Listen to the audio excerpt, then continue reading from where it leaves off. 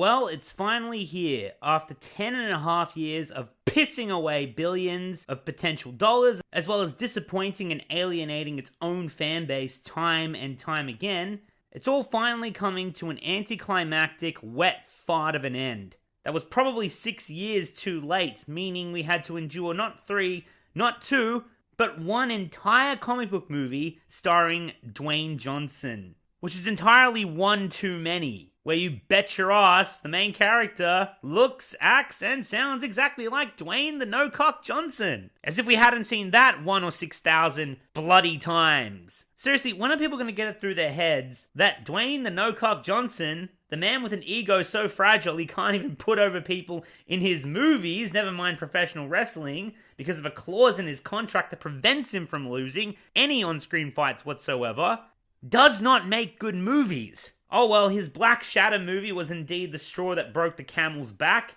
the final nail in the DCEU's coffin for Warner Brothers to finally at long last say, okay, fuck this, let's start all over again. And with James Gunn no less. Given the success and praise that man has garnered with comic book movies, and the reaction to this DCEU reboot announcement, well, it was mixed, to say the least.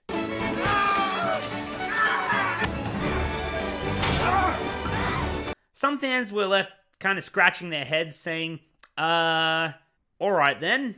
Whilst others celebrated, largely due to the fact that they would no longer be subjected to any more DC adaptations by Zack Snyder, not to mention the completely batshit shambles the DCEU's continuity has been limping on for years at this point. However, there's another collective of fans out there that were furious that the DCEU, also known as the Snyderverse, was being passed to the wayside, and the one who they hero worship would never get his vision fully realized. First time.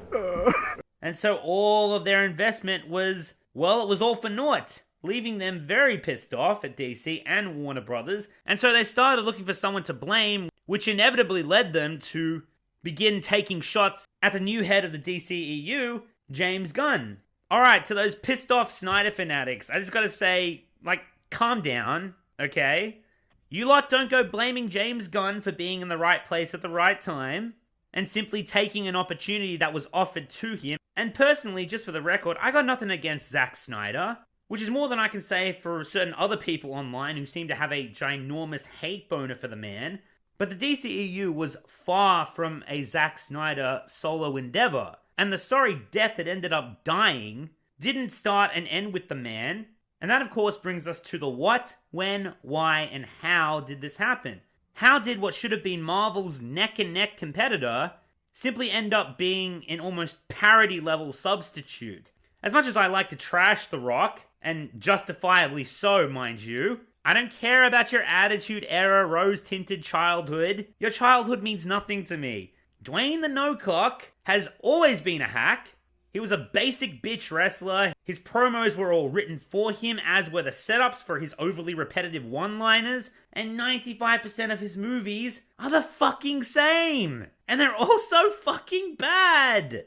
Yes, The Rock was overrated as balls in wrestling, and it's nice to see the worldwide wrestling audience start to realize that, given some recent events. But, and I cannot stress this enough, Dwayne Johnson as a movie star is essentially the poor man's Arnold Schwartz. I can't finish saying his name because YouTube might think I'm saying a slur and this video will get demonetized. But let's be real, the man needs no introduction. Dwayne Johnson is just following the blueprint that Arnie laid out for the motherfucker as the quintessential catchphrase spouting, muscle-bound action hero. The difference being Arnold actually made good movies and actually had some fucking acting range on him. He brought a ton of originality along with his brand instead of just aping it from Muhammad Ali, and possessed more charisma than The Rock was ever scripted to have in both wrestling and especially in real life. And yes, sorry Dwayne, you can make your deals and you can push all the crap you want out into the fucking masses, but you are never going to be Arnie. And your little mini-me over there ain't no Danny DeVito. There's only one thing you might best Arnie at, and that's keeping it in your pants around your housekeeper. Otherwise, take your cringeworthy dated dogshit persona and fuck right off. But as much as I like to blame the guy,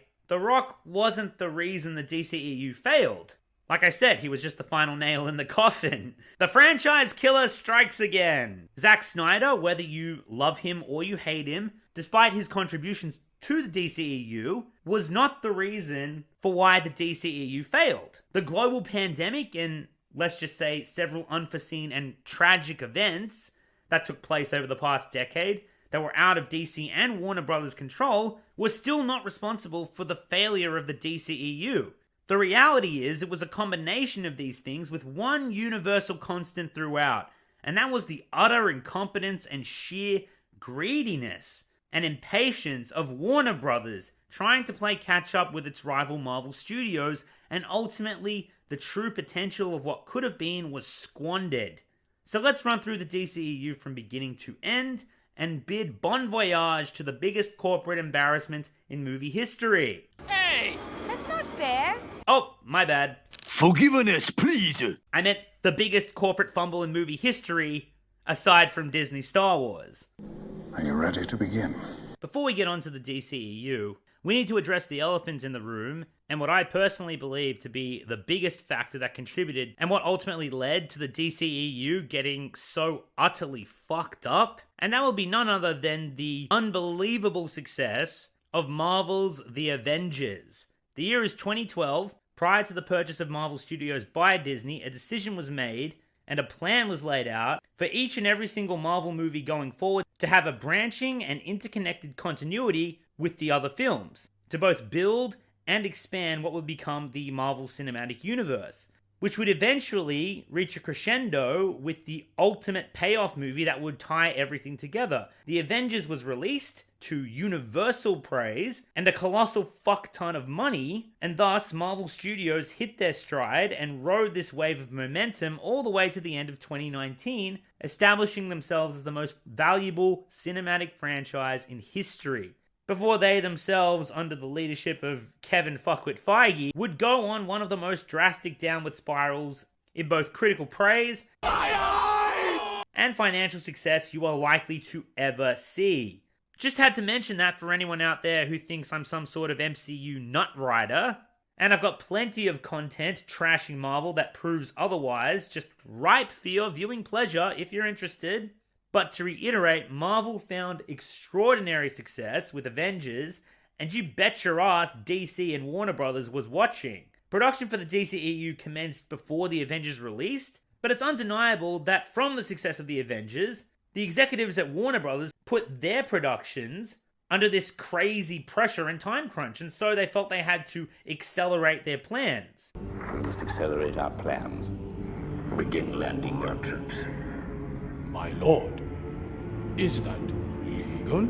I will make it legal. So fast forward to 2013, and Man of Steel is released as planned, a Superman origin story that's mostly self-contained, and the reception was, not without its detractors, but overall, mostly positive. A strong start for the DCEU, both critically and financially, with plenty of room to build and expand. Though admittedly, Snyder and Nolan's take on Superman did in fact anger certain hardcore Superman fans out there that didn't appreciate the far cry of Henry Cavill's portrayal of Clark Kent and Superman from the Christopher Reeve movies back in the 70s, not to mention the character from the comics. Now let me be clear, it is a general consensus on the matter from both casual and hardcore Superman and comic book fans. As a casting choice, Henry Cavill was the absolute chef's kiss to play the part of Clark Kent and Superman. All the pieces were there, but the common criticism is that Cavill's portrayal was too dark, too broody, and not optimistic enough as the character, since Superman is meant to be a symbol of both hope and optimism. Now, when it comes to Snyder, and I've said this many times, I am extremely indifferent on the guy. I really love 300, for example, and I absolutely despise Army of the Dead. Possibly the most boring piece of shit movie I've ever seen in my life. So when it came to Man of Steel, I had no thoughts on Zack Snyder one way or the other. And on top of that, I'm not really a Superman fan myself, at all. Superman is a character I'm also very indifferent on. The reason I'm choosing to mention this is because I'd like to think based on that criteria, my perspective is very much parallel to that of the general and or casual audience when it comes to DC and its films, which is the demographic this video is largely going to focus on. so I could not have seen Man of Steel with a more neutral mindset if I tried. And you know what? I still think Man of Steel was pretty darn great. Sure, Clark Kent isn't as upbeat as the Christopher Reeves portrayal, but that's because Nolan and Snyder were going for a far more realistic and gritty portrayal of the character. This character would have had to grow up in Kansas struggling to keep his powers a secret, constantly feeling isolated from the world around him, knowing full well that he is an alien, the first alien that they are going to encounter at some point. And there's a lot of complications that certainly come along with that. I don't know where to start. Wherever you want. That ship that appeared last night, I'm the one they're looking for. Do you know why they want you? No. If there's a chance, I can save Earth by turning myself in. Shouldn't I take it? What does your gut tell you? Zod can't be trusted. The problem is, I'm not sure the people of Earth can be either.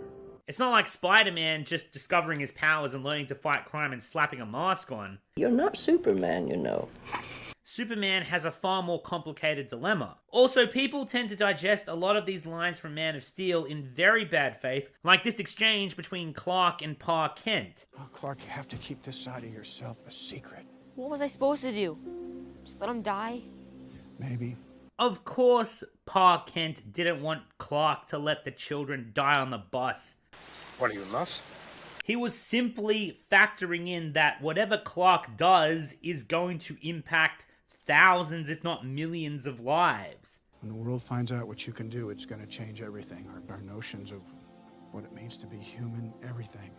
All these changes that you're going through, one day you're going to think of them as a blessing. And when that day comes, you're going to have to make a choice. Stand proud in front of the human race or not. Can I just keep pretending I'm your son? You are my son. Pa Kent is just considering what would be the lesser of evils. Morally, of course Clark should have saved the children.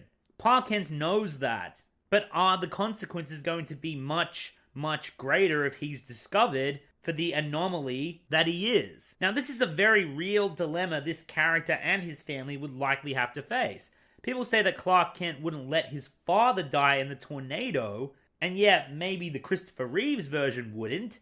But Clark's line of thinking in Man of Steel was set up well within the confines of this movie before the tornado incident where he lost his father, and Clark's actions are internally consistent because his father was telling him his whole life, you gotta wait, bro. You gotta fucking wait. We don't know what's gonna happen when you reveal yourself. And yeah, it's not like Clark elected to let his father die to keep the secret. His father insisted on it so that he would not reveal himself.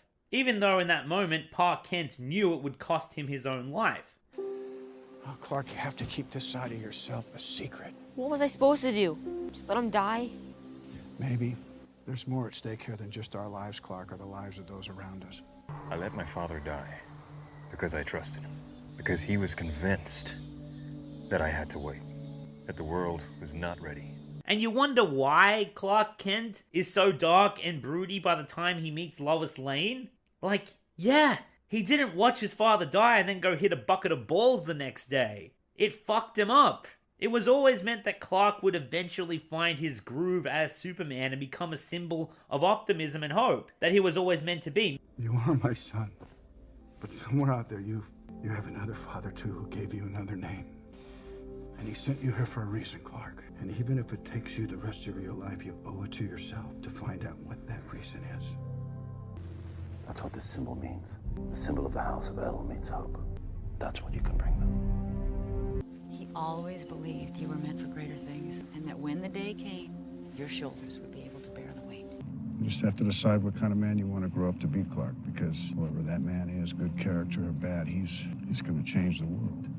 Man of Steel simply portrays a more realistic path filled with trial and error and consequences for the character to get there. Also, another thing people criticize about Man of Steel is that the final battle causes too much collateral damage and Superman doesn't really save anyone. To which I say, what the fuck are you talking about? Aside from those who tragically died in the battle, he saved literally everyone on planet Earth after going toe-to-toe with another Kryptonian.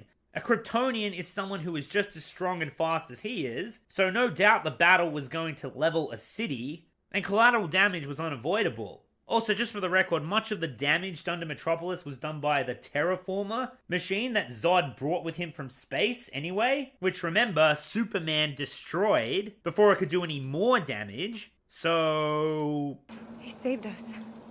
And not to mention, Clark has never fought someone like Zod before and had to use his full strength in a fight. So of course shit was gonna get messy. But the destruction of Metropolis and the backlash it received was actually so vocal, it led to being one of the plot instigators for the sequel. And I'll happily go on record and agree with the majority on this one, saying there's no way that was a coincidence. But we'll come back to that. But one more thing, the climax to the battle is what seems to anger most people, at least from what I've seen. That Superman kills Zod when Zod gives him the ultimatum to do so when he tries to laser a family right in front of him. If you love these people so much, you can mourn for them.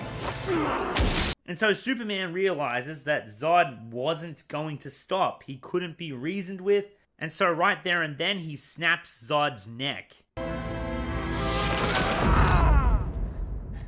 Which is pretty violent for what I'd imagined is considered the norm for the Superman character. And while it might not have been the typical way to go for the character, killing off one of his arch villains, but again, the character hadn't fully matured as Superman, and once again, Zod left him no choice.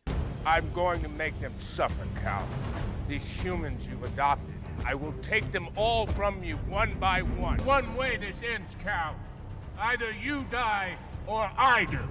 Superman snapping Zod's neck to save an innocent family doesn't make him a sociopath, as some of these weirdos like to propagate. If anything, the film goes out of its way to show just how much Superman didn't want to cross that line, when it shows him having a breakdown after he does it.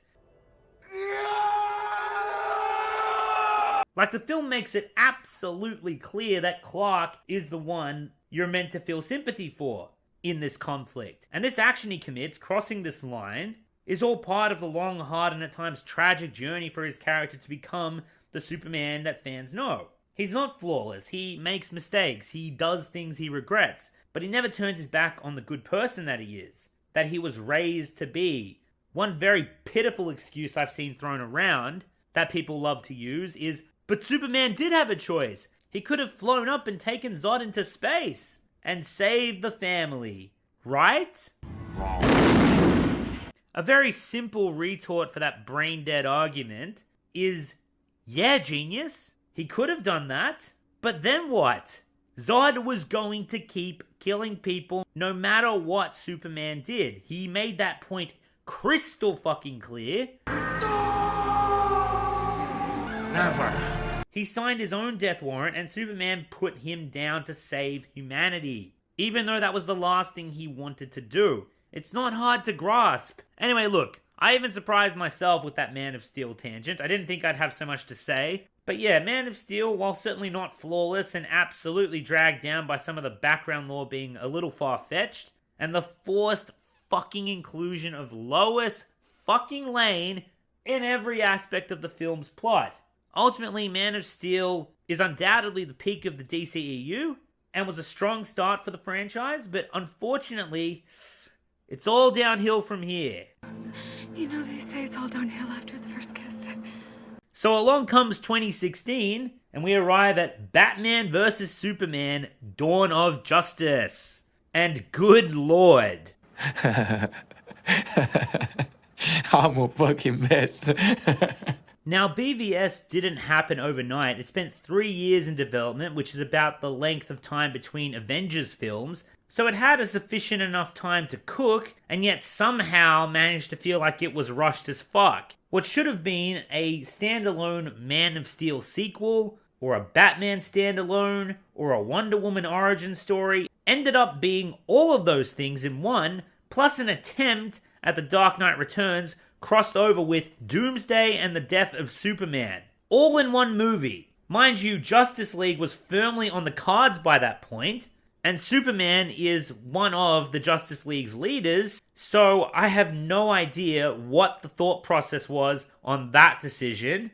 Actually, fuck it. I can't see the logic in any of these decisions, aside from catch Marvel and make money. The former was not accomplished. The latter was, but it's an absolute no-brainer that more money was lost long-term due to Warner Brothers' hastiness, incompetence, and greed. As for the film itself, look, it's no wonder that it's all over the fucking place, but it still managed to piss people off in other ways. Zack Snyder once again returned to direct this follow-up to Man of Steel, but I refuse to put all of the blame solely on Snyder, due to how much he was forced to fit into this one movie, which has corporate meddling written all over it, even more so given that it's Warner Brothers we're talking about, the studio that forced Peter Jackson to crank out 3 Hobbit movies when he originally only wanted to do 2. However, there's a ton of Zack Snyder decisions that were criticized by many, myself included. For instance, Jesse Eisenberg's portrayal of Lex Luthor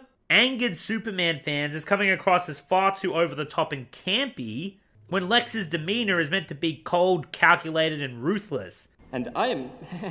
no, what am I? Because that is paradoxical, and, it's a pleasure. Ow! Wow, that is a good grip. You should not pick a fight with this person. And Eisenberg's portrayal of the character was certainly a far cry from that of the comics. Again, I myself am not a Superman fan. That said, even I saw Jesse Eisenberg playing Lex Luthor and went, "This ain't it, Chief." The other big area of criticism Snyder received was for how Batman was written as a borderline sociopath anti-hero who had all but completely abandoned his code of not killing his villains to prevent himself from possibly becoming one of them. The character was also a far cry from the established character in the comics as well as the animated series, and this fell hand in hand with Ben Affleck's performance, who many were initially pessimistic on, but when all was said and done, actually ended up garnering a lot of praise. Despite the inaccuracies of the character to the source material, Affleck did bring his A game to the table, or at least his B game. I take far more of an interest in Batman than Superman, and I honestly gotta say that I, for one, didn't mind this take on Batman. It was just a much darker iteration of the character, and once again, like Man of Steel, Affleck's portrayal of Batman, and Bruce Wayne for that matter, was consistent with what was set up within the confines of the film itself. However, when it comes to the setups and payoffs for the film, there's one moment in particular that this movie gets mercilessly ridiculed for, and that's the climax of the big battle between Batman and Superman, when Batman is about to kill Superman with a kryptonite spear, but 2 infamous words uttered by Superman stop that from happening and nullify the entire fight. Save Martha! Now look, this moment in BVS has been memed on for years at this point, and while I do have my own thoughts on the matter, I'll just simply say, as ridiculous as the line is, the more constructive and correct criticism that was levied against it was how impractical Superman's line is from a character standpoint. Because there's no way Superman, or Clark Kent for that matter, would use the word Martha in his plea for Batman to save her life. It sounds unnatural because it is unnatural. Because Clark has never once referred to his mother by name. He would have said, "Save my mother," or "Save Martha Kent. She's my mother, Luthor has her." I could definitely see a possible scenario where he uses her full name, obviously so Batman knows just who specifically he's talking about. As for the rest of the film, the warehouse fight was great. Batman vs. Superman was good aside from the Martha scene, which seemed to confuse and lull the shit out of people. The battle with Doomsday was awesome, even though it was absolutely batshit out of left field. And Wonder Woman's introduction was stellar and came off well to the masses, even though she really should have been introduced in her own standalone film first. Batman vs. Superman did have some good aspects to it, but it was just nowhere near as good as it should have been, and what could have been if Warner Brothers had been patient. And almost certainly, to be honest, Batman vs. Superman shouldn't have happened at all. Warner Brothers and DC should have taken their time, delayed some projects if necessary, and slowly built and established their universe and its characters first, like Marvel did. A sentiment that is unsurprisingly shared by David S. Goyer, the screenwriter for Man of Steel and Batman vs. Superman, who has collaborated on and written such bangers as Batman Begins with Christopher Nolan, Blade 2 with Guillermo del Toro, and hell, for those cultured individuals out there, he even worked on Call of Duty Black Ops 1 and 2.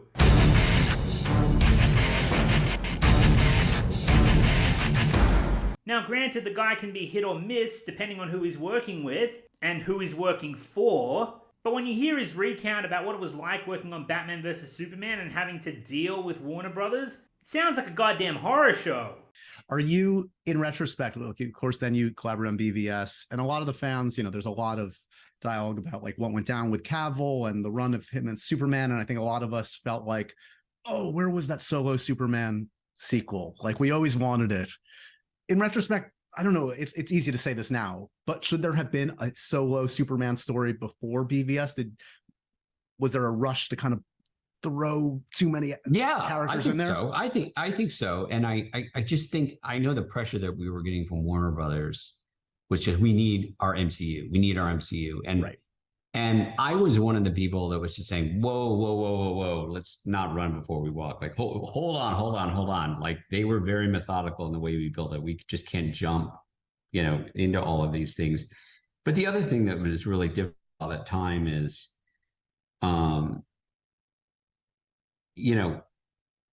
there was this revolving door of executives, both with Warner Brothers and DC.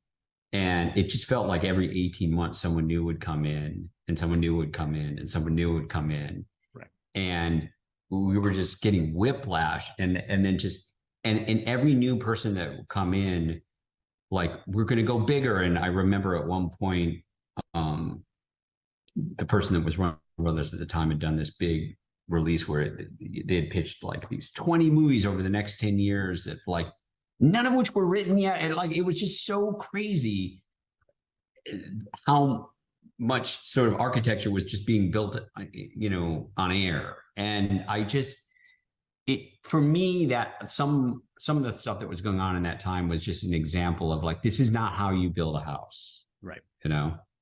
Was there a Superman story in your head that you would have liked to? Yeah, there was, but it's woulda, shoulda, coulda, Make of that what you will. But hey, at least DC and Warner Brothers learnt their lesson, right? No! Later on in 2016, Suicide Squad arrived, and I really don't want to spend too much time on this one, so I'll just summarize why it failed and why it was such a colossal disappointment for so many people. Now, seriously, talk about going from one giant mess in Batman vs. Superman to another.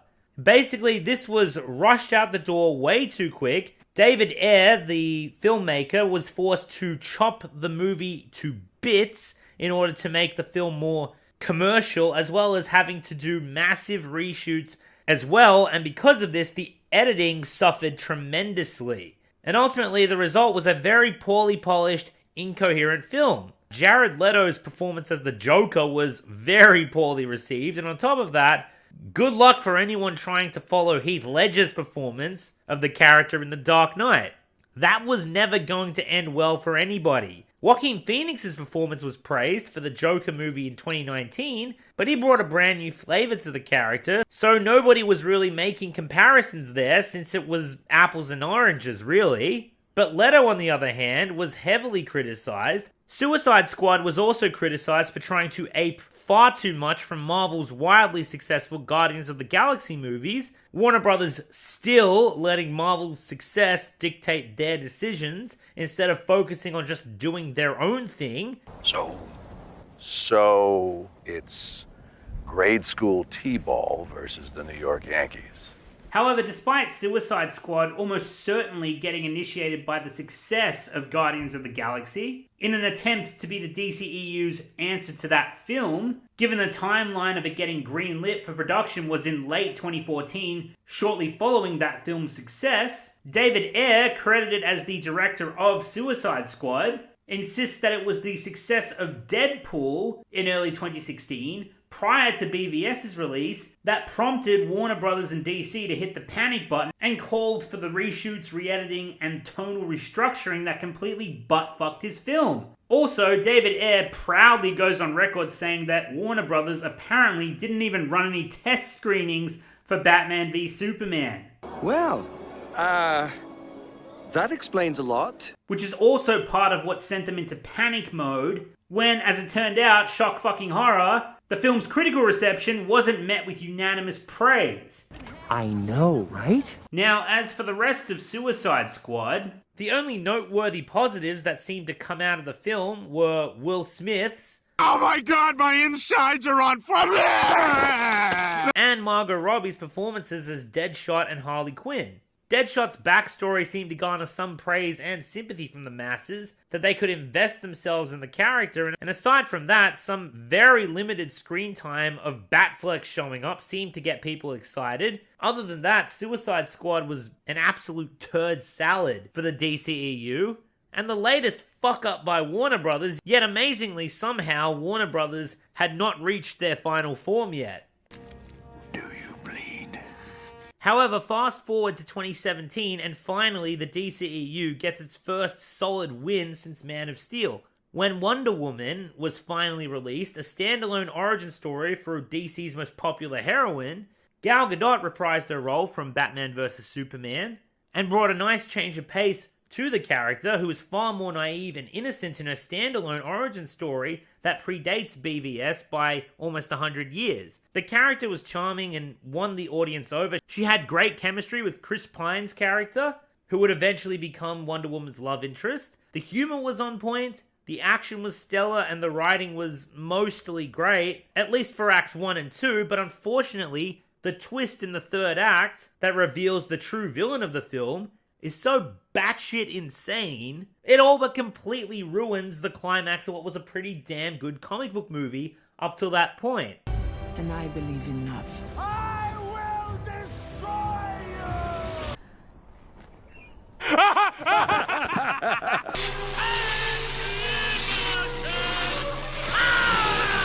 But despite that, Wonder Woman was still a critical and financial success, and it garnered Patty Jenkins, the director, a lot of praise, and unfortunately for all of us, a heavily inflated ego, and it's pretty clear that Warner Brothers had given this film the most creative freedom and room to breathe, which is partially why it did so well, though that honestly baffles me that Warner Brothers was kind enough to let Wonder Woman cook, but saw fit to be far more meddlesome in almost every other DCEU production. Granted, there are absolutely times when Warner Brothers should get involved and pump the brakes on a director if their intentions start to fly off the fucking rails. Warner Brothers, on the other hand, just choose to do this at the most moronic times, when they don't really need to. David Ayer making a dark film about a squad of ruthless criminals sounds fair enough. Patty Jenkins creating one of the dumbest comic book movie plots of all time, and one of the dumbest sequels of all time, on the other hand, and making it about an hour longer than it needed to be, warrants a direct studio intervention. More on that in just a few moments. But alas, people saw Wonder Woman as an honest attempt by Warner Brothers and DC to slow things down, take their time, and develop their characters and their universe instead of just rushing full steam ahead to do very forced Avengers-like crossovers solely to compete with Marvel. Wonder Woman was a success, and this was a sign of great things to come, and hopefully DC could capitalize on this new momentum that would carry them forward and launch their universe and profits into the Holy Jesus. What is that? What the fuck is that? And then Justice League happened. 2017 ended with easily the biggest embarrassment for both Warner Brothers and DC. The Justice League is essentially DC's Avengers, and it was meant to be the DCEU's main event. Marvel had taken their time with some A, B, and C level superhero movies and origin stories to develop their characters and to expand their universe, with everything building to their main event, resulting in Avengers being the incredible spectacle that it was that satisfied fans and made tons of money. DC did precisely the opposite. They made one decent superhero film, rushed into doing a mini Justice League crossover with hardly any groundwork laid whatsoever, and so many additional unnecessary plot lines and characters. Then they made an incredibly sloppy and chopped to shit Guardians of the Galaxy knockoff, which had basically no bearing on Justice League whatsoever, so that was a waste. They finally hit something of a stride with Wonder Woman, which they could maybe start to build off, as well as build more characters and stories to hype up their main event. But nope. Nope! Warner Brothers and DC just skipped straight to the main event. Just bypassed all of the fucking universe they should have developed ahead of time. Scarcely bothered with any kind of hype train whatsoever. And then what was supposed to be their main event gets lambasted for the disgrace that it is, and doesn't make nearly as much money as Avengers did, or that DC hoped it would. Simply put, they blew it. They blew their load prematurely and no one ended up satisfied. It's pretty straightforward. You whet the appetite with some appetizers, you prep the oven, you let it cook, and then once everyone's starving and can't take it anymore, then you put out the main course. And watch them fucking devour it. Or hell, like in the bedroom, you whet the appetite, prep the oven, a little bit of foreplay while it cooks, and then you fuck each other's brains out. And that, my friends, is how you get the most out of a climax. Okay, look, in fairness to Justice League and DC, this film had easily the biggest production problems of anything in the DCEU. Zack Snyder once again came in to direct, but midway through the production of Justice League, he suffered a major family tragedy when his daughter sadly committed suicide. Snyder then stepped away from production, leaving Justice League in utter disarray. Now, surprisingly enough, and do please try not to fall off your chair when I tell you this, but as it turns out, according to some sources anyway, Warner Brothers actually asked if Snyder wanted to delay the movie. And he refused, opting that the movie should meet its intended deadline, which wasn't generous to begin with. This is going to be a shame. Hello.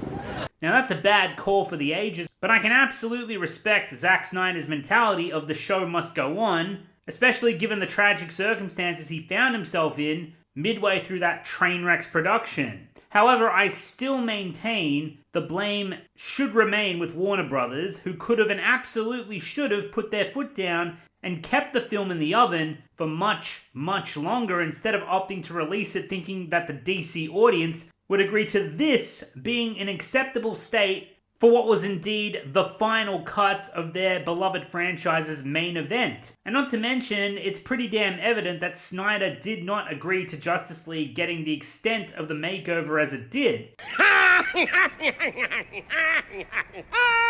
That's a good one. As Warner Brothers clearly took the same route of studio meddling as they did with Suicide Squad, opting for a much more lighthearted and tonally jumbled editing mess of a fucking movie. Joss Whedon was brought in to finish the movie, yes, but holy shit did the final cut feel like a bootlegged Avengers film's illegitimate son's dog.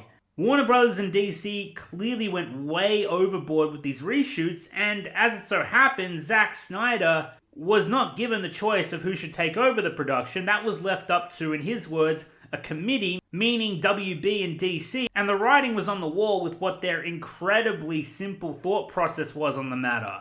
And this is where WB absolutely deserves all the shit it gets, because instead of that, Warner Brothers and DC did neither of those things, and instead just said, hey, you know that Joss Whedon guy who made Avengers and has a fuck ton of money for Marvel, and who also no longer likes working for Marvel? Let's throw him a ton of cash, bring him over to our studios, and give him bugger all time to work some of his magic and turn Zack Snyder's film into the discount version of his previous Avengers movie and create a tone-jumbled mess of a film with very little personality of its own outside of being another sort of Joss Whedon movie. And look, let me be clear, nothing against Whedon or Snyder here. Both directors have their own style and personality, and I'm sure neither director wanted the other to be put in the position that they were. Whedon and Snyder would have preferred to make the full Justice League on their own, and on a much more generous time frame, but once again, Warner Brothers and their greed fucked everyone over. The filmmakers and the fans, and basically accomplished the opposite of what Warner Brothers was aiming for in the first place with this horse shit, which was to make money. And on top of that, Justice League was meant to be the painfully predictable reintroduction of Superman, which again, I cannot fathom why kill Superman when everyone knows that Justice League was just around the corner. Anyway, Henry Cavill was filming Mission Impossible Fallout at the time. Great film, by the way. Go check it out. I loved it. But Christopher McQuarrie, the director, wouldn't let Henry Cavill shave off his mustache for that role in order to star in the Whedon reshoots of Justice League, leaving Cavill in an awkward spot. And mind you, this isn't Whedon or Warner Brothers' fault, it's just another unforeseen complication. However, what is Warner Brothers' fault is forcing Whedon to proceed regardless and have the VFX team give Henry Cavill the most creepy and hilarious CGI mouth of all time. Look how they massacred my boy. And it basically turned the latter half of the film into a massive joke that nobody could watch with a straight face, no matter how hard they tried.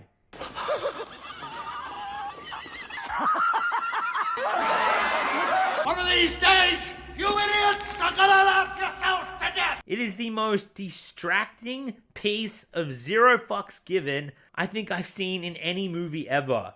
Bless Whedon's team for trying, but all this did was reinforce the fact that WB should have delayed the movie, especially since Snyder was still mourning a tragic loss and Cavill was filming another movie. Like, fuck. Just delay the damn movie and let the VFX artists finish their damn job, instead of putting out this embarrassment with your company fucking name on it. Look, I'm probably the most carefree guy when it comes to CGI in movies. Unlike the hordes of pseudo-intellectual sludge that exist on this platform, you know, the real glass pedestal sitting film snob types that, you know, point at the screen whenever they see something that couldn't possibly exist in our reality, and they scream, "Duh, CGI, bad!"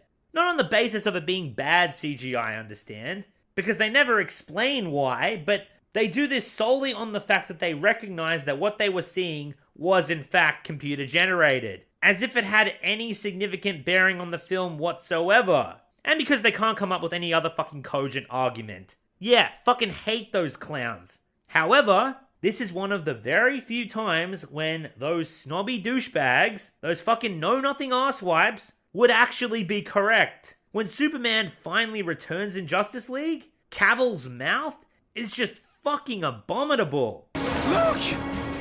Look! What the fuck is this? You're making me mad! Yes, sir. Fucking mad! And it makes it impossible to take any of his scenes seriously. Aside from that, Justice League's plot is extremely messy and underdeveloped. Ben Affleck's performance was a step down from his BVS performance as Bruce Wayne and Batman. Bruce and Diana's chemistry was probably one of the highlights of the film, but that's not saying much. Cyborg was boring and bland as hell and severely underdeveloped. The Flash was way too forced in both his presence and his comedy, since like Cyborg, he was also introduced in this very same movie without an origin story or any prior development whatsoever, just shoved in because WB and DC needed their Avengers to assemble as quickly as possible. Steppenwolf, the villain, also having very unfinished CGI, was also shoved into the movie and given barely any development whatsoever, and just ended up being a big fat nothing burger anyway. The only newly introduced character that seemed to hit the ground running was Aquaman, and that's mainly due to Jason Momoa being an absolute giga chad. The man out-chads 90% of humanity just by breathing, let alone his acting. More on him in just a minute, but basically just about everything Justice League should have had to offer, the movie did not deliver on. DC fans were severely let down, and whilst money was made, it's undeniable that much more money was lost. And this, for many people, was the last straw for the DCEU. Whether they were just fed up with being handed rushed garbage time after time, or just pissed off with WB for how they were treating their filmmakers, as well as the characters that they loved, this was it for them. And I'd be lying if I didn't say Justice League didn't sap most of my investment out of the DCEU. I had very little hope for the franchise after this, but you know what? I actually did warm up to Justice League just a bit in the months after its release. What started off as DC's embarrassing tragedy, I came to realize... It's a fucking comedy. Now, after Justice League, we all thought that the DCEU had reached its lowest point. Somehow, they still hadn't done that. However, nobody expected what happened next. At the end of 2018, DC bounces right the fuck back with Aquaman, only the third standalone superhero origin story since they started with Man of Steel 5 years prior, and Aquaman did very well. It became a critical success and a fucking phenomenal financial success, becoming the first DCEU movie to crack $1 billion worldwide. See, that's how you know DC and Warner Brothers fucked up. Batman, Superman, and Justice League didn't crack $1 billion. Aquaman somehow did. How embarrassing. How embarrassing. As for the movie itself, It's pretty clear that it had some very good direction behind it by James Gunn, who, like with Patty Jenkins on Wonder Woman, it appears that WB gave Gunn more creative freedom and a much more generous time window to make the film, which is one of the larger reasons why the film came off as well as it did. As for the writing, well, personally I thought Aquaman was overrated on that front. Like, the story is clear-cut and dry enough for the general audience to get behind, but there was also a ton of bollocks in there as well. Not enough to ruin the film, but just enough to drag it down. Jason Momoa absolutely carried the movie with his charisma and not to mention his tattoos. The action was somewhat inconsistent. At times it was just meh, and at other times it was fucking stellar. But there's also a lot of hokey bullshit in the film, like Dolph Lundgren being a fish man for some reason and saying stuff like this. Ocean Master. As Ocean Master, you'll be commander of the greatest military might on this planet. You serious? And of course, I'll address the amber in the room, and at no fault of Warner Brothers or DC for that matter, they managed to make one of the most poorly aged casting choices in recent history.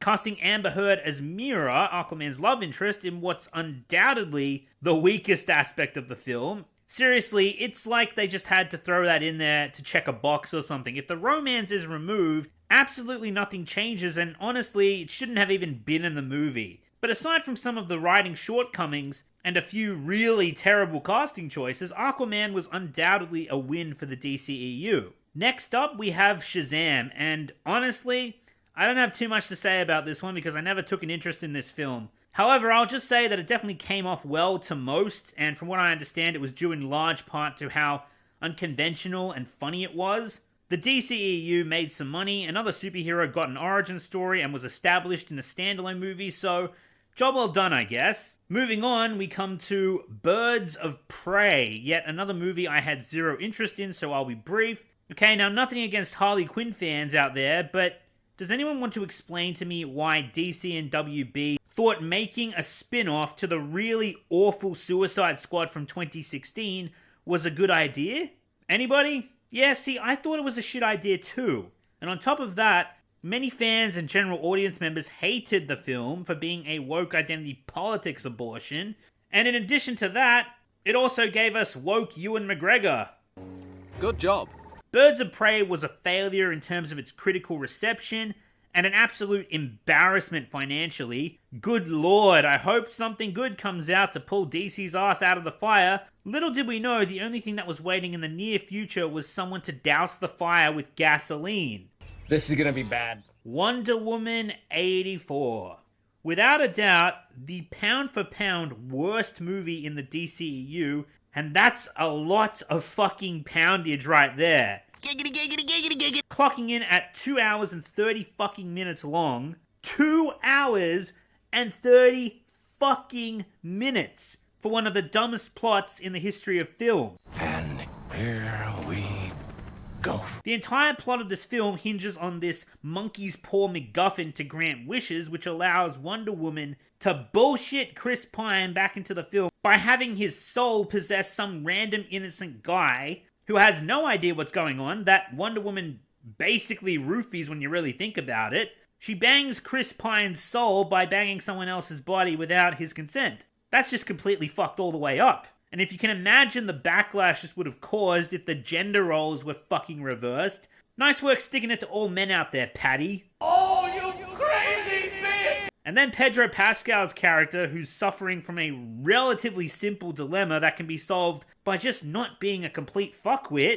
gets the monkey's paw MacGuffin and just starts granting wishes to everyone on planet Earth, causing countless deaths, nuclear war, billions of dollars of damage, and global hysteria, and somehow nobody remembers anything by the time Man of Steel comes along. Because remember, this movie is taking place in the 80s. Absolute batshit insanity. Patty Jenkins is a genius, thought Warner Brothers. Unlike basically every single other director that we fucked on our watch, let's leave Patty Jenkins alone to make magic, they said. And like I said, Wonder Woman 84 takes place in the 80s for literally no reason whatsoever, and completely fucks the DCEU timeline. It has some of the dumbest action you will ever see with some of the most comically stupid characters you're likely to ever encounter in a movie, as well as characters whose motivations just flip on a fucking dime, and it carries on for 150 fucking minutes. It just doesn't end. The plot is paper fucking thin, but Patty Jenkins thought she just absolutely needed every single one of those 150 minutes to tell her stupid fucking abortion of a story, which I'm convinced carries more than just a few self-inserts from the director herself, who's only redeemed by those giant cans on her chest. And if that wasn't enough, according to several sources, this moronic bimbo wanted the film to be even longer, and Warner Brothers didn't have the fucking stones to put their foot down and say, fuck no, you crazy bitch. Like, seriously, talk about letting a dog off the leash. Why didn't Warner Brothers just bend over and cop a pegging while they're at it? It's not like Marvel hadn't given them plenty of practice by that point. On top of that, Wonder Woman 84 was the first movie in the DCEU to release during the global pandemic, which certainly did not help matters at all. Now, let's be real, it was already going to bomb at the box office, but WB only raking in $160 million worldwide, which somehow managed to be less than Birds of Prey for a Wonder Woman film, when its prequel film made over $820 million worldwide. Like, Jesus. When is WB going to learn? If it's a bad time to release a movie, don't release the fucking movie! Delay it! Granted, all the delays in the world couldn't have saved this dog shit. In short, Wonder Woman 84 was just an unbelievable L for the DCEU. Hell, I'm still struggling to believe it. Wonder Woman 84's failure rivals that of Justice League. That is saying something. And speaking of which, the prodigal son returns. Because in 2021, after a long and at times hilarious campaign by an extremely vocal group of Zack Snyder fans, Warner Brothers actually greenlit Justice League The Snyder Cut to be released, where Zack Snyder would be able to go back to Justice League and finish it the way he wanted it. Now, when the Snyder Cut released, it turned out to be 4 hours fucking long, and WB decided to release it on the HBO streaming service, rather than doing so cinematically. Good call! Now, once again, the reception around Snyder was polarized as fuck. For some fans, this was their fondest wish.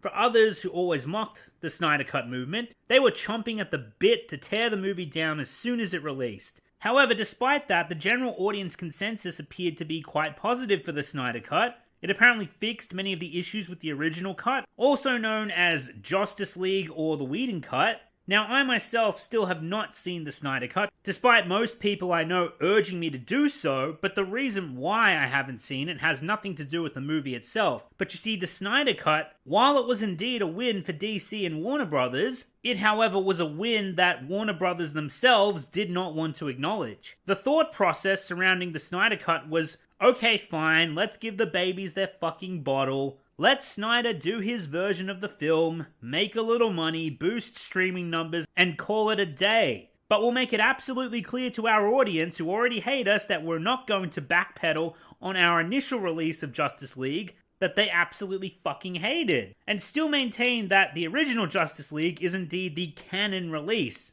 So that way we can have our cake and eat it too. In other words, the Snyder Cut was just Warner Brothers humoring the DC and or Snyder fans without the best of intentions or taking them seriously. So Warner Brothers let more money slip through their fingers by not canonizing the version of Justice League that got a vastly better reception than the original did. So basically you can watch the Snyder Cut, and you can enjoy it as much as you want, but don't get too excited because WB made it absolutely clear that none of it actually fucking mattered. So a lot of people's mentality surrounding the Snyder Cut, myself included, was why even fucking bother?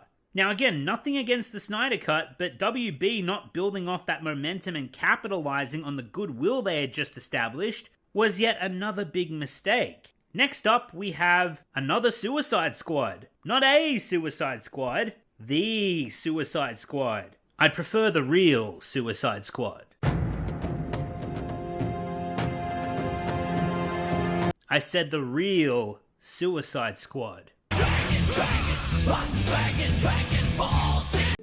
Perfection. Anyhow, the Suicide Squad, or better known as James Gunn's Suicide Squad, hey, wouldn't you know it, WB got tired of trying to imitate James Gunn and just said, oh well, fuck it, let's just hire the guy. My partner tells me that you already ape my product at every turn. But now, you have the opportunity to sell it yourself. And then WB finally got the light-hearted James Gunn Guardians of the Galaxy-esque action comedy that they wanted back in 2016, except this one has the violence ramped all the way up. Now, I said earlier that I had a lot of my investment in the DCEU sapped out by the original Justice League, and well, Wonder Woman 84 might have drained the rest of it out, so to my great regret, I didn't actually bother with this film when it first came out, so I don't have much of an opinion on it.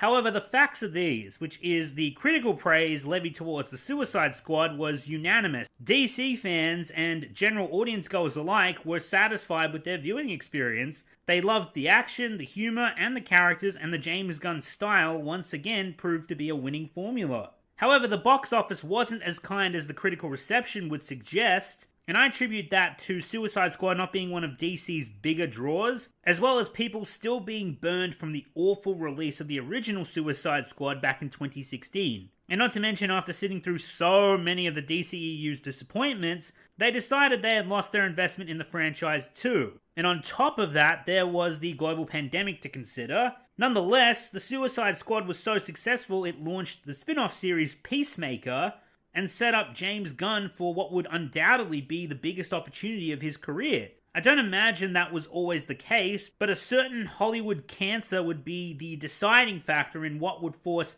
WB and DC's hand in ushering in a dramatic course correction for their franchise and its direction. And thus, 2022 arrives, along with Dwayne the No-Cock Johnson's latest giant turd.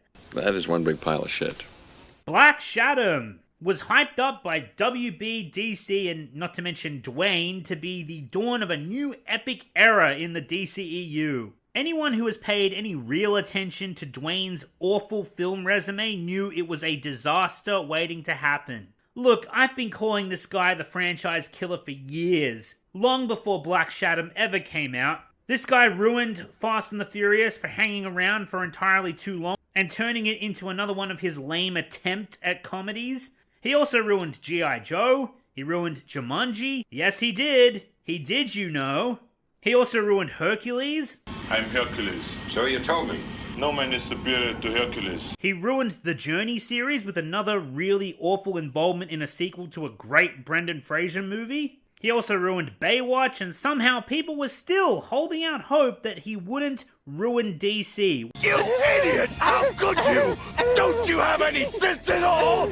Okay, well, again, in fairness, The Rock didn't ruin DC. It was already in shambles, but he did what he always fucking does. He killed the franchise. Black Shadow was an awful attempt of an anti-hero Superman movie with Dwayne waltzing into DC as what is meant to be Shazam's arch-nemesis, with the character having absolutely nothing to do with Shazam, and slapping together a really shittily put-together origin story that did not resemble the source material because, in typical Dwayne Johnson fashion, he can't be the bad guy. So of course, he has to take a very edgy DC character who's been mainly a villain and turn him into yet another Dwayne The Rock Johnson character. Oh, that's another thing. The marketing kept pushing this movie like Black Shadow was going to be this absolute anti-hero, this wild card that was going to shake things up. Hell, some of the marketing frames it like he's going to be the villain of the story, even though, again, he's being played by Dwayne No-Cock over here, so nobody buys it, and basically, as predicted, nothing comes from it. At all. You never get the feeling that Black Shadow was going to be the villain, and he's barely an anti-hero, and that's only because they took major liberties with his background lore, and because they cut out certain parts of the film that were just clearly being used for trailer shock value, like Black Shadow over here taking out a couple of jets when the pilots did absolutely nothing wrong. Before innocent people start getting hurt. That would have been villainous, but they can't show Dwayne to be weak or a villain in this movie because it's in his contract clause On top of that, the movie only has 2 characters that you'll even give the slightest bit of a shit about, those being Hawkman and Dr. Fate. Apparently there's existed this Justice Society in the DCEU this entire time that has never been revealed to the audience, and they've never let themselves be known publicly ever since the events of Man of Steel started the DCEU. You know, before Wonder Woman completely fucked the timeline up. You also have this annoying MILF bitch who is given way more screen time than her role ever needed, and her even more annoying comic book obsessed son that spends the entire film polishing Black Shadow's balls with his obnoxious fanboyisms, and on top of that, he never shuts the actual fuck up. Stop bullets, because that's really crucial to my plan. And is it really you stopping the bullets, or is it the... Shut up! Shut up! So you've got stopping bullets, check, flying, check, and lightning thing, that's a big check. Shut up! Superman, Batman, Aquaman, you're way more stacked than any of them. Shut the fuck up! The villain is an absolute joke. There's a rule the world MacGuffin, how original, that half the plot hinges on, and I say half the plot because it gets completely fucking forgotten about halfway through the movie. The action is mediocre as balls. The one okayish fight scene is when the Justice Society fights Black Shadow, but the rest is honestly garbage. And once again, that largely rests on Dwayne Johnson's no-lose contract clause, because you never once feel like he has to struggle while he has his powers. And hell, even without them, he just has to mouth Shazam and presto, instant invincibility. And you're never once questioning whether Black Shadow over here might lose. And on top of that, there's just a whole bunch of nonsensical shit sprinkled throughout the movie, and also the movie's tone, once again, feels like a cheap MCU wannabe. But hey, given the terrible state of modern-day Marvel, DC actually succeeded in their mimicry for a change, because none of the jokes fucking landed. To sum it up, Black Shadow was WB's desperate attempt to cash in on Dwayne the No-Cock Johnson's brand, which could not die any fucking harder at this point.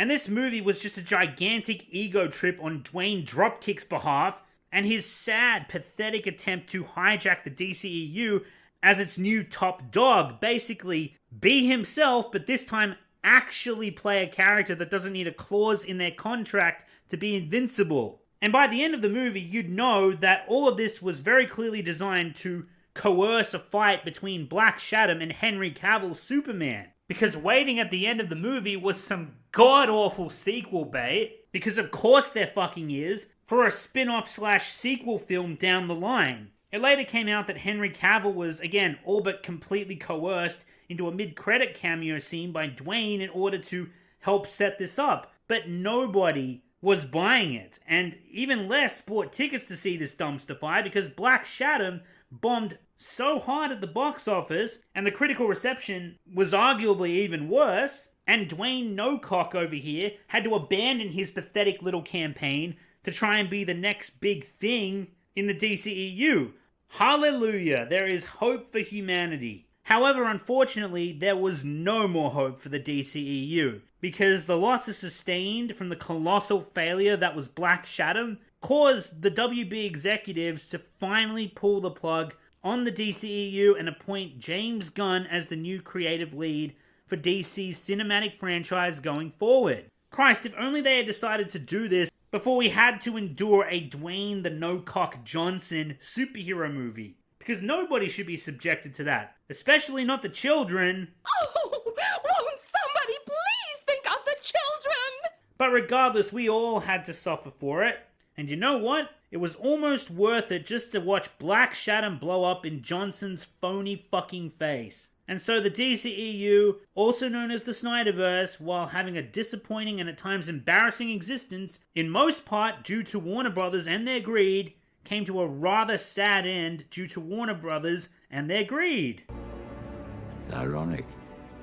But we aren't done yet, because even though James Gunn was appointed to start a new DC cinematic universe, let's just call it the DCGU, Warner Brothers still had productions in the works and would allow them to come to fruition in order to cut their losses and the money they had already sunk into them. So by announcing ahead of time that James Gunn would be heading up a new DC universe and that Warner Brothers and DC would be moving on from the current DCEU, What this meant is that the last 3 productions in the DCEU were absolutely doomed because, for better or worse, they were all heading for a dead end. So why would people go to see them? These films aren't the final arc of a great story. They're just the middle act of an ongoing universe that's going to have no real future payoff whatsoever. Because DC are starting fresh with the DCGU. Now, while it was certainly a long time coming and likely the correct decision for Warner Brothers to cut their losses, stop clinging to scraps, and starting fresh, but basically what it did was hung all of their leftover productions out to dry. I certainly hope that whatever DC and WB do next, they do their own thing instead of pathetically playing a derivative second fiddle to Marvel, because the first film on the chopping block after the reboot announcement was The Flash. Wow, wouldn't you know it, yet another DC superhero standalone movie that should have come out a long time ago.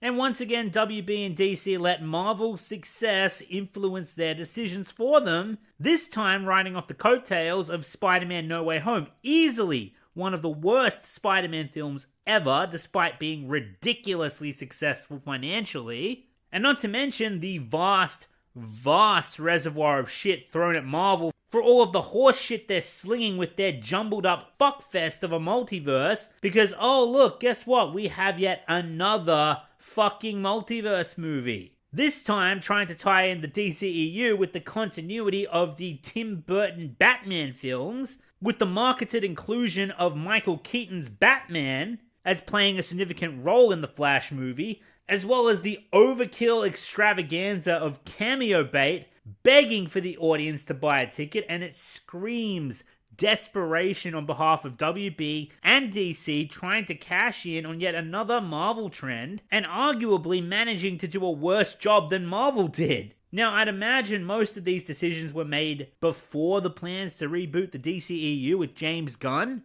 but holy shit does it come off as trying to pander hard and cash grab harder. As for the movie itself, the reception was pretty meh surrounding the film. Some enjoyed the fan service, but most others called out the film for the messy, shallow panderfest that it was. Despite these shameless tactics by WB and DC, The Flash's box office ended up being a joke, which is hilarious seeing how it was marketed as basically a No Way Home clone, and it ended up making less than 20% of what the film it was aping did, which is absolutely embarrassing. Helped in no small part, again, due to the news of the James Gunn reboot happening that's likely going to render anything that comes out of this movie completely pointless. And then there's the controversy surrounding Ezra Miller, the first and not the last DC star to drag their film down due to some external controversy. Now, the less said about what went on with Ezra Miller, the better.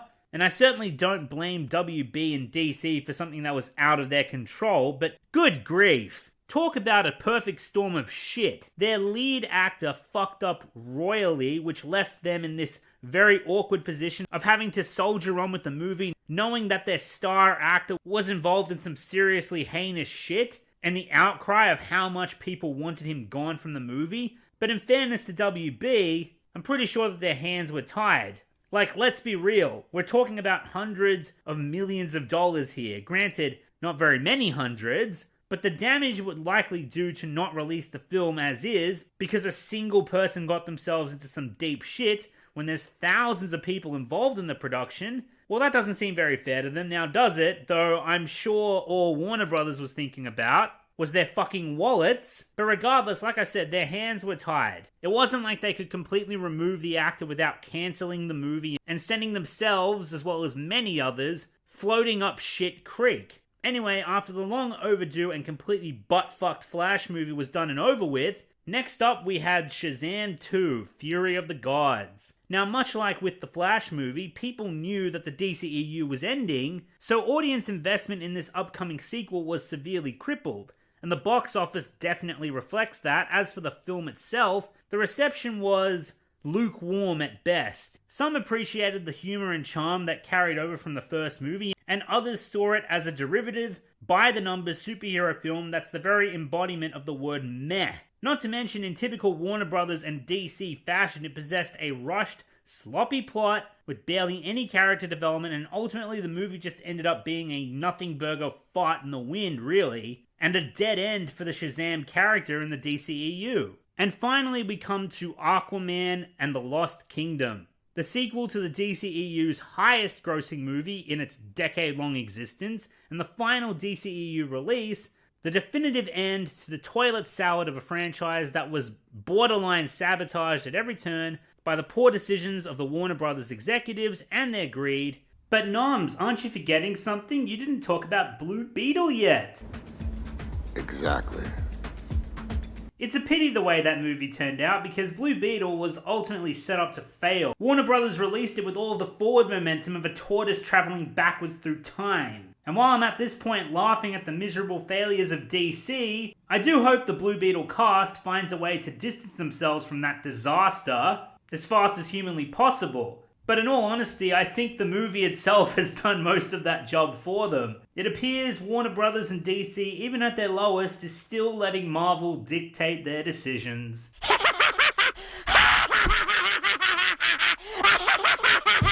Okay, yeah, I know, that's Sony's abomination, but the point stands nonetheless. When it comes to failure, Warner Brothers and DC will try and outdo just about fucking anyone. Now, due to the success of the first film and the fans' love for Jason Momoa, there was indeed some hype going into Aquaman 2, despite the announcement that the DCEU was ending. As for the reception, Aquaman 2, well, some are saying it's one of the better DCEU films when compared to the last 3 movies in the franchise, which isn't exactly high praise, but it's also been met with a ton of negative responses from audience members for several reasons, the biggest of which I'll get into in just a moment. But as far as the movie goes, it failed to live up to the original movie, and it predictably possessed a lot of what we've come to know as the DCEU trademarks. A rushed, messy plot with much of the movie being an uninspired derivative retread of the first movie, and once again, Jason Momoa had to carry the whole thing. But, like I said, that wasn't the biggest reason for why Aquaman 2 hasn't been performing nearly as well as the first film did. See, there's been a lot of controversy and backlash surrounding the lead up to this film's release, and it all starts and ends with one person. Aquaman's pointless love interest from the first film, played by the lead female actress, none other than Amber Turd. Fuck you. Arguably the most hated woman on the planet right now. That'll help ticket sales. Like, holy fuck, if Black Shadow was the final nail in the DCEU's coffin, then the Johnny Depp versus Amber Heard defamation trial single-handedly poured a mountain of dirt on the grave. After Depp won his lawsuit against Heard, clearing his name and taking his life back from the woman and the companies who robbed him of his reputation and ongoing acting roles, including but not limited to Disney and of course Warner Brothers themselves, and because of this situation, fans wanted Amber Heard gone, without a trace from Aquaman 2. And because of this, in a situation like the Amber Turd backlash for being a no-good lying bitch who tried to ruin her ex-husband's career and life, who also happens to be loved by hundreds of millions of people, that is not a good look for Aquaman 2 still bearing her stink. I understood that reference. And certainly not a good look for Warner Brothers after how they treated Johnny Depp. See, normally this is where I would be more sympathetic towards WB and DC, because Heard's actions were her own after all, and out of their control. However, WB did themselves absolutely no favors by keeping her around for Aquaman 2, especially after they were quick enough to fire Johnny Depp from his role in the Fantastic Beasts movies, due to the controversial allegations which turned out to be false anyway. But no disciplinary action was taken against Amber Heard after it was proven in court that she was a liar and found guilty of defamation against her ex-husband. Heard's actions were her own, but WB made themselves out to look like massive hypocrites, which, yes, they absolutely were. And sure, Aquaman 2 deserved a good faith, honest watch-through, since you can't put Heard's actions on the entire cast and crew, consisting of thousands of people that did nothing wrong, but it's kind of hard to do that when you know damn well by purchasing a ticket for this movie, you're essentially supporting an absolute bastard company like Warner Brothers, especially if you're a fan of Johnny Depp. The Johnny Depp versus Amber Heard defamation trial sunk this film harder than the Titanic. And so, Aquaman 2 has become the swan song for the pool of diarrhea that remained of the DCEU, and Amber Turd was just the cherry on the shit cake. Or puddle, Ah, fuck it, I'm just so absolutely done with this shit franchise. You know, whilst making this video, I just kind of reminded myself how hard I was rooting for DC to get their shit together and succeed, to provide some actual competition and a proper alternative to the MCU. I wanted to see Superman, Batman, Green Lantern. Oh wait, no, there he is, I see him. That's about all we saw of him. And of course, the Justice League. I wanted to see them all flourish, and I wanted to see the extent of what DC could achieve. But as I said, it was borderline sabotaged at virtually every turn by corporate greed. Warner Brothers should be fucking ashamed of themselves, as well as fucking embarrassed. The amount of money they lost with their sheer incompetence and zero fucks given for the franchise and the IPs the fans loved so dearly dwarfed the amount of money they scraped together with their shitty-ass fucking releases. After they sent the franchise into a tailspin with Justice League, the exception obviously being Aquaman, they then decided to drag this out for years after such major fumbles, and it's like they didn't learn from any of their mistakes.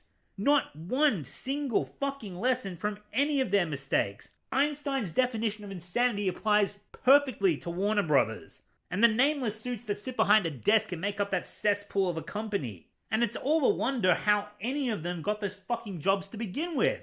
And now they want to start again with a brand new reboot of this fucking abomination? Why did they expect it to go any differently? Why? Because you got James Gunn at the helm? Because he's the magic man who brought Marvel to new heights with his personality and style on Guardians of the Galaxy? Sure, great thinking. But that ain't gonna happen if you're just gonna stick a dildo up the guy's ass while he's trying to cook for you, you corporate clown tards. You tried this with Joss Whedon, and it blew up in everyone's face. Literally! You've seen that James Gunn can make you money, can make a DC movie that's well received, if he's allowed to just make the movie without a corporate deadline douchebag breathing down his neck, or those stupid mandates to insert unnecessary crap into his films to sell product. Hiring James Gunn was a good idea if it's handled correctly, but WB have spent a decade showing, outside of very few exceptions, that they can't leave their productions well enough alone. Well, unless it's Patty Jenkins and Wonder Woman 84,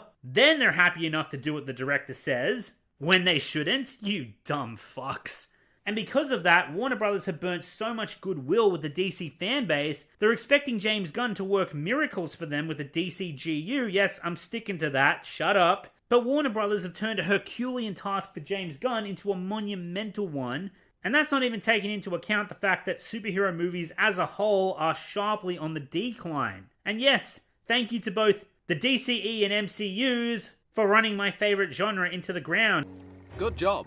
But I seriously doubt, even if all goes well for DC, with James Gunn's upcoming universe, that it will ever reach the heights that it could have during the hype surrounding the launch of the DCEU. The one thing that I can say that James Gunn's project has going for it, despite the decline of superhero movies, and the genre as a whole, is this. We have seen the best of the MCU. Well, for as long as that lasted. But we are yet to see the best a DC cinematic universe truly has to offer. And if it delivers in the coming years, and if WB just stop fucking up, people might actually come rushing back into the theaters to satisfy that itch that Marvel couldn't scratch. We've already seen great results from Matt Reeves' Batman and Todd Phillips' Joker, but can James Gunn do the same with his upcoming universe? And possibly even better? Will it be as successful? Only time will tell. But as for the DCEU, I have no more words. It's regrettable, it was tragic, it was comedic for all the wrong reasons, it's possibly the biggest waste of potential in cinematic history, again with the exception of Disney Star Wars. And now the DCEU is finally in the state it belongs. Dead, and after the Aquaman 2 release runs its course, it will be dead and buried. Fuck you, WB. You dug the grave, now fucking lie in it. Anyway guys, that brings us to the end of the video. Feel free to check out some of my other content regarding Marvel, DC, or whatever. Thanks so much for tuning in and staying till the end of the video. You are a legend, and I'll see you all next time.